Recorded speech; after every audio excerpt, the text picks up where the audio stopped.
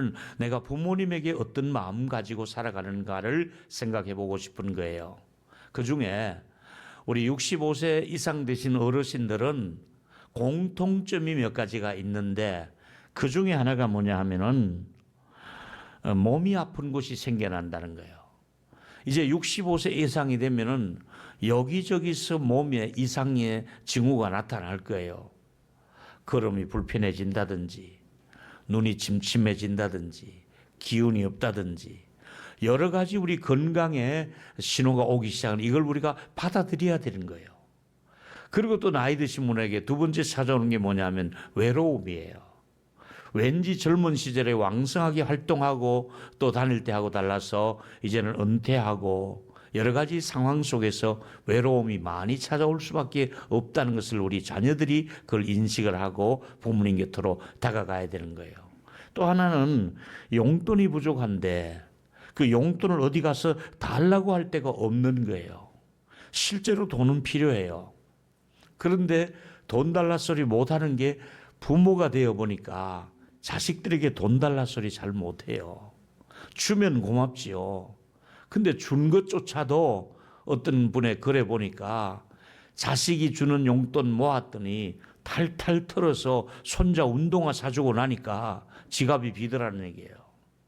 부모님들은 용돈이 있어도 다시 그걸 또 손자들에게 주고 싶어 하잖아요.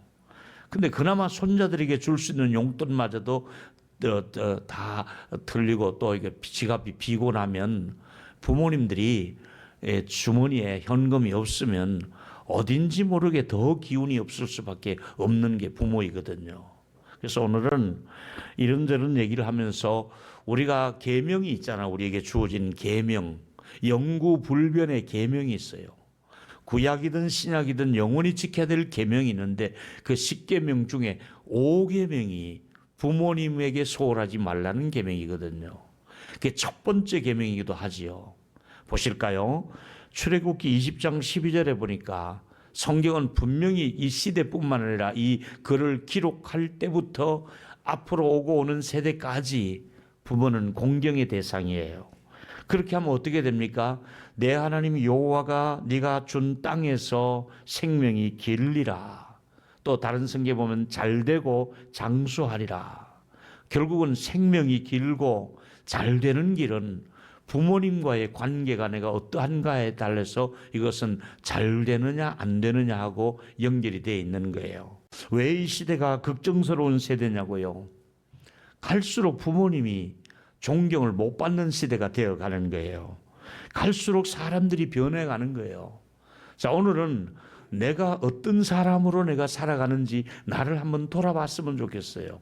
저를 포함해서 자녀 입장에서 내가 부모님께 어떤 태도를 보이고 있는가를 오늘은 좀 살펴봤으면 좋겠습니다. 첫 번째 드리고 싶은 말씀은 나는 부모님께 과연 예의 바른 사람인가, 공손한가. 제일 잘못하는 것 중에 하나가 저부터 부모님에게 예를 못 갖출 때가 많아요. 함부로 말을 하고 함부로 부모님에 대해서 이렇게 하는 그런 우리의 너무 편하다 보니까 잘해주니까 늘 그래 왔으니까. 근데 가끔은 제가 돌아보면 내가 부모님한테 이러면 안 되지, 내가 어머니한테 이러면 안 되지, 스스로 자책할 때가 많이 있어요. 여러분, 애국의 총리 요셉을 아시잖아요. 그가 우여곡절 끝에 총리가 되었잖아요. 또 우여곡절 때 형들이 양식을 사러 오고 아버지가 살아계신다는 말씀을 듣고 어떻게 합니까? 금마차, 금수레로 금을 가지고 도금한 그런 금으로 장식한 마차를 아버지 모시고 오는 데다 보내면서 아버지 먼 길에 여러 날 오시는 동안에 잡수실 좋은 음식들을 그 마차에 실어서 극진하게 모시고 이제 거의 가까이 올 무렵에 고센 땅으로 아들이 거의 그 지역까지 왔다는 얘기를 듣고 총리께서 아버지 모시러 올라가는 장면을 우리가 보게 됩니다. 창세기 46장 29절이에요.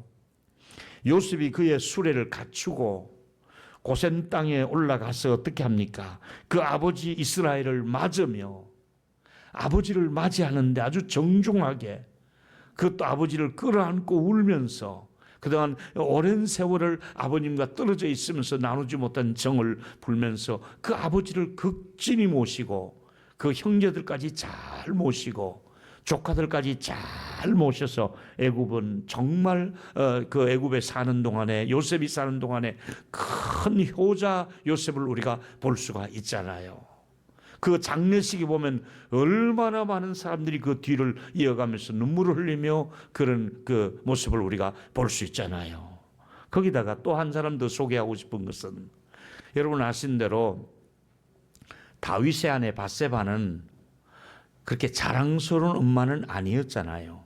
다윗이 이 밧세바에게 억지로 임신을 시키고 또 그 아이가 죽고 또 그 아빠가 죽고 그 다음에 이제 그를 또 데리고 오는 과정에서 후처로 들어갔잖아요. 그런데도 하나님께서 솔로몬이 그 몸에서 태어나가지고 다윗의 뒤를 이어서 왕이 되잖아요. 이때 이제 솔로몬이 왕이 된 거예요. 그때 자기 어머니가 찾아오는데 어떤 자세를 가지고 있는지 한번 볼까요? 같이 열왕기상 2장 19절을 보시면 이런 말이 나옵니다. 밧세바가 아도니아를 위하여 말하려고 솔로몬 왕에게 나아가니까 왕이 일어나서 영접하고 절을 하는 거예요. 그 어머니에게 절을 하는 솔로몬을 볼 수가 있어요. 절 한 번으로 끝나지 아니하고 그의 어머니를 위해서 자리를 베푸는데 그 오른쪽에 왕의 가장 권위 있는 오른쪽 귀한 조례에다가 어머님을 모시고 어머니의 말을 귀담아 듣고 있는 솔로몬의 모습을 보면서 참 솔로몬도 효자였다는 것을 우리가 알 수가 있어요. 그런데 여러분 아시는 것처럼 이렇게 예의를 갖추고 공손한 자녀가 있는가 하면 성경에는 불효자식도 있어요.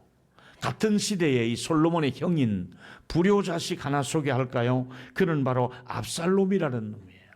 이 압살롬은 아버지가 아직 왕위에 있는데도 아버지의 자리를 탐내가지고 동네 불량배들을 다 동원해가지고 궁궐로 습격을 하는 거야. 갑자기 습격을 해오니까 아버지가 무방비 상태로 당하잖아요. 그래서 아버지가 맨발로 궁궐을 빠져나가서 도망을 칠 수밖에 없는 상황인데 그 도망친 사이에 아버지가 거느렸던 후궁들을 이 압살롬이 백주에 옥상에 텐트를 치고 막 덮쳐버린 거예요. 그러니까 이렇게 아버지의 후궁들을 함부로 대하는 이런 압살롬의 최후가 어떻게 됩니까?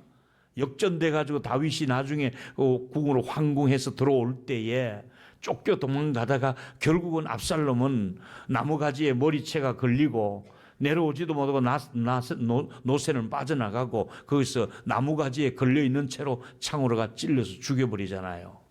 아들이 이렇게 최후가, 불효자의 최후가 이렇게 되는 거예요. 그런데도 이 소식을 들은 그 다윗은 다윗아 내가 죽어야 되는데 네가 죽었고 나면 다윗이 막 울고 압살롬아 막 울고 있는 거예요. 아까 내가 다윗아 했죠. 그럼 다 알아들으면 됐어요. 난 그래서 여러분이 좋아요. 압살롬아 내 아들 압살롬아 내가 죽어야 되는데 네가 이렇게 죽느냐 이러면서 부모의 마음이 그래요. 불효자라 할지라도 부모보다 먼저 가면 안 되잖아요. 불효자의 최후가 이렇게 되는 것을 우리에게 거울로 보여준 사건이 압살롬이 부모에게 대든 사건이잖아요. 그의 결과는 비참했잖아요. 사랑하는 여러분, 오늘은 우리 모두가 조금 생각하고 싶은 것 중에 하나가 나는 정말 부모님에게 예의를 갖추고 있는가, 공손한가. 우리 모든 자녀들이 부모님이 오냐 또 이렇게 받아주니까 우리 며느리들이나 따님들, 사위들이 너무 부모님에게 예의를 갖추지 못하는 이런 어리석은 자식은 아닌지 돌아봤으면 좋겠고요. 두 번째 이제 조금 더 드리고 싶은 말씀은 부모님의 말씀에 경청을 하라고 성경을 말하는 거예요. 부모님의 말을 들으라는 거예요. 그게 바로 유대인들의 자녀 교육의 가장 중요한 핵심 비밀이잖아요.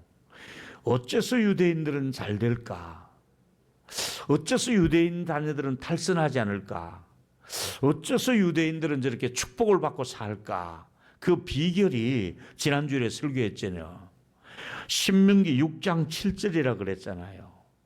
내 자녀에게 부지런히 가르치며, 이 가르침의 장소는 집에 있을 때도 물론이고 또 길 갈 때도 같이 여행 중에 가르칠 것이고, 아버지와 아이들이 같이 잠을 잘 때도 가르칠 것이고, 그래서 일어날 때도 말씀 안에서 아버지가 늘 이렇게 아이들을 가르쳐 주는 거예요.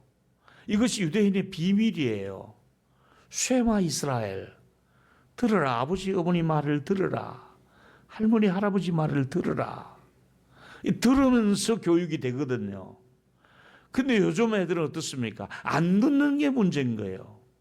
할머니 할아버지 말도 안 듣고 부모님 말도 안 듣고 계속 들여다보는 게 게임기만 들여다보고 있고 핸드폰만 들고 있고, 이게 안 들으니까 가족 간의 소통과 신앙의 전수가 될 수가 없는 게 이게 문제란 말이지요. 그럼 성경은 뭐라고 말하는가? 대답은 언제나 성경에 있다 그랬지요. 잠언 6장에 20절 21절에 보니까 내 아들아 아비의 명령을 지키며 내 어미의 법을 떠나지 말고, 아버지 어머니의 명령을 떠나지 않도록 지키고, 또 뭐라 그랬습니까? 항상 내 마음에 새겨서, 마음에 어머니 아버지가 해주시는 말씀을 마음에 새겨야겠는데 들어야 새겨질 것 아닙니까? 이게 지금 문제가 되고 있지 않습니까? 뿐만 아니라 오늘 제가 본문으로 택한 잠언 23장 23절에 22절에 보니까 이렇게 말씀하고 있습니다. 너희 낳은 어미를 청종하고 내 늙은 어미를 경히 여기지 말라. 우리는 아버지 말을 들으면서 어머니를 경히 여기면 안 되는 겁니다. 업신여기지 말라 이렇게 말했잖아요. 어머니 아버지를 업신여기면 안 된다고 분명히 말씀하고 있는 거예요. 요즘 젊은 세대에 문제점이 있다면, 제 일은 제가 알아서 할 테니까 간섭하지 마세요. 자기 일은 똑똑해서 자기가 다 할 테니까 엄마 아빠 간섭하지 말고 잔소리하지 말라는 거예요. 내 일은 내가 알아 할 테니까 얘기하지 말라는 거예요. 시어머니로서도 말하지 말고 아버지 어머니로서도 말하지 말라. 내가 알아서 한다는 거예요. 사랑하는 여러분, 여러분의 마음가짐은 어떻습니까? 오늘은 내 마음이 부모님을 향해서 어떤 마음가짐을 가지고 있는가, 부모님의 마음을 잘 듣고 있는지, 나는 무시하고 있는지, 잔소리하지 말라고 하는지, 그리고 너무 부모님을 우리가 경히 여기거나 업신 여기는 태도로 살아가고 있지는 않은지 돌아봤으면 좋겠고요. 마지막으로, 나는 부모님께서 자랑스럽게 여길 수 있는 자녀인가를 생각해 볼 필요가 있습니다. 여러분, 죄송하지만은 부모님이 자랑스럽게 생각하는 자녀가 있는가 하면 좀 속으로 속상한 자적도 있거든요. 저러면 안 되는데. 자랑스러운 자녀가 있는가 하면 부모님의 마음에 소가리를 하는 자녀가 있을 수가 있거든요. 늘 걱정해야 되고 염려해야 되고, 즉 어떻게 하면 좋아, 늘 걱정을 끼치는 자녀는 아닌지 한 번쯤 우리를 돌아봤으면 좋겠습니다. 잠언 23장 24절에 이런 말씀이지요. 의인의 아비는 크게 즐거울 것이요. 그 아들이 의로운 모습을 보면 그렇게 즐거울 수가 없고, 지혜로운 자식을 낳은 그로 말미암아 즐거울 것이, 즐겁단 말이 계속 나오지요. 한 절 더 내려가서 보면 내 부부를 즐겁게 하며 너 낳은 어미를 기쁘게 하라. 여러분, 우리 자식으로서 정말 해야 될 것 중에 하나가, 어떻게 해야 내가 아버지 어머니를 좀 더 기쁘게 해드릴까? 또 며느리로서, 딸로서, 사위로서, 아들로서, 또 우리 교회 어르신들을 모시는 우리 젊은이들의 그 마음의 자세 속에 내가 어떻게 하면 우리 소망부 어르신들을 더 기쁘게 해드릴까? 이웃집의 어른이라 할지라도 내가 저 어른에게 좀 기쁨이 되어줄 수는 없을까? 좀 이런 마음가짐으로 부모를 즐겁게 해드리는 것이 자식의 도리가 아니겠는가? 골로새 3장 20절에 보니까 바울은 자녀들아, 모든 일에 부모에게 순종하라. 이는 주 안에서 기쁘게 하는 것이라. 부모에게 순종하는 것이, 이것은 하나님도 기쁜 것이고 부모도 기쁜 것이고 내가 잘 되는 길이라고 말씀하고 있습니다. 혹시 부모님에게 근심을 끼치는 자녀는 아니신지요? 옛날에는 엄한 아버지 밑에서 효자들이 태어났습니다. 옛말로 지게작대기로 맞은 아들은 효도한다 그러잖아요. 엄한 엄마 밑에서 자란 아이들이 효녀로서 생활했습니다. 지금 자녀들이 무엇이 문제입니까? 너무 귀하다 보니까 오냐로만 키웠습니다.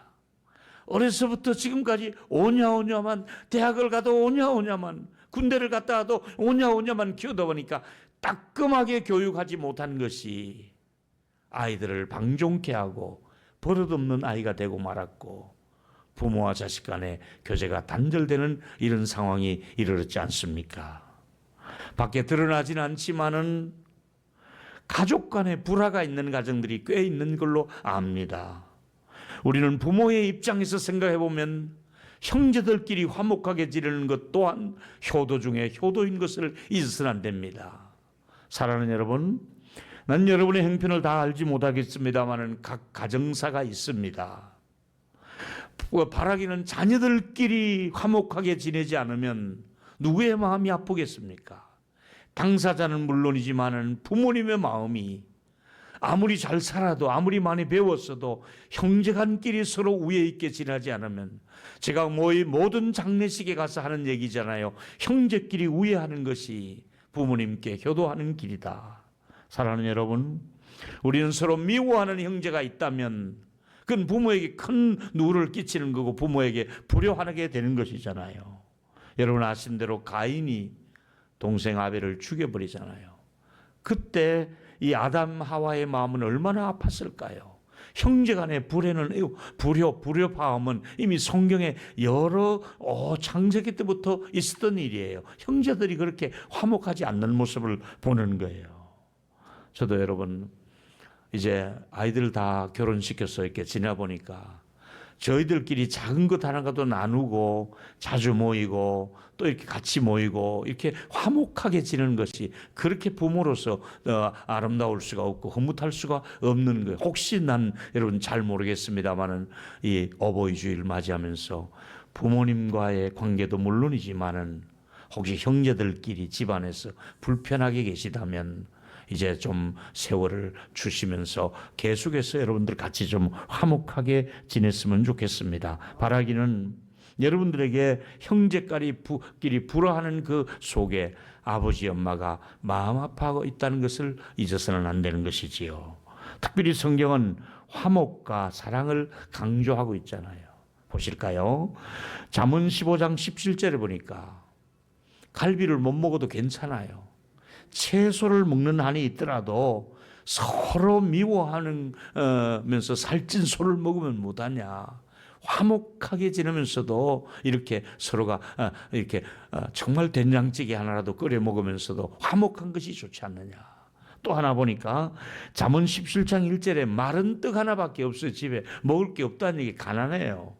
그런데 육선이 가득하고 많이 먹을 게 있는 사람보다도, 좀 다른 말로 하면 많이 저축해 놓고 살면서도 불편한 형제들보다는 별로 은행에 잔고도 없고 콩나물국 한 그릇을 끓여 먹어도 형제끼리 우애하고 부모님께 효를 다하는 것이 자식의 도리가 아니겠는가 생각합니다. 부모님 돌아가시기 전에 자주 꽃도 사드리고 자주 옷도 사드리고 냉면이라도 한번 자주 드시고 온천도 자주 모시고, 그래서 우리 부모님 계실 때 서로가 잘하려고 애쓸 때 우리 마음이 보람이 있고 감사하잖아요.